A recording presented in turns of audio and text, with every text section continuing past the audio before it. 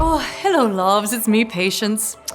Everyone in the kingdom is in a right, proper good mood lately. The king returned in time for Christmas after being away for too long a while. And even though Christmas Day is past, there's still plenty cause to celebrate. Included. I'm getting married to groundskeeper David. Oh, I can't believe it. You probably can't either. I know I go on and on about how he's stinky, but he said he wasn't trying to sneak treats or presents. He just wanted to be near me. Oh.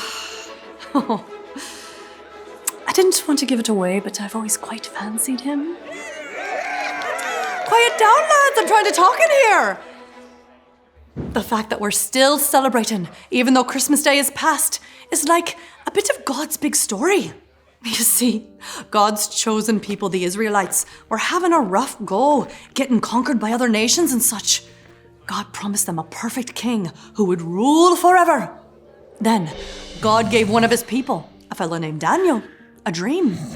In it, the forever king ruled over everyone, not just the Israelites. That means this king is also for you and me. Oh, I've got your interest now, haven't I? So after years of waiting, it was time for the king to come. Jesus was born in a town called Bethlehem. Bethlehem was controlled by Rome. And a man named Herod was king of the area. Now, it wasn't until after Jesus' birth that some wise men from the east came to Jerusalem. They were called magi. Their job was to study the stars, looking for special meaning. They followed one star, quite fancy and bright, all the way from a very distant land to Jerusalem. They knew it meant a great king had been born. When they got there, they started asking around about the baby who would be the king of the Jews. They said, "We saw his star when it rose. Now we have come to worship him." See? Celebrate by worshiping after Jesus' birth. Well, I can tell you who didn't like all this talk about worshiping a baby. King Herod. Oh, it made him jealous and mad. His fancy pants experts told him that according to scripture, the Messiah, that's baby Jesus, was to be born in Bethlehem. Sneaky old Herod made a plan. He found out from the Magi when the star had appeared. Then he told them to go find the child and report back to him so he could worship him too. But believe you me, he didn't want to worship Jesus. Herod was out to hurt Jesus. Of course, God knew what he was up to, so he warned the Magi in a dream not to return to Herod.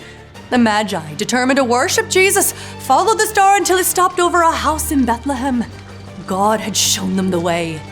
Don't you know, they were filled with joy and excitement as they arrived at the house and saw Jesus there with his mom. Since they knew he was a king, they brought him shiny and sweet-smelling gifts fit for a king.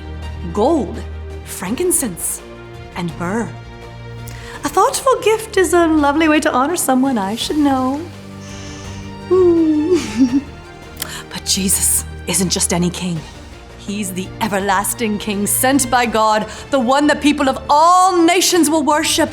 The Magi knew he was king that day in Bethlehem. I know he's king today, and everyone will know that he'll be king forever. Jesus is the king we worship.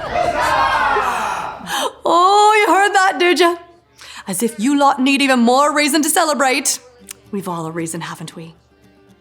I suppose I'll get to my worshiping of Jesus, and you can get to your worshiping too. Bye.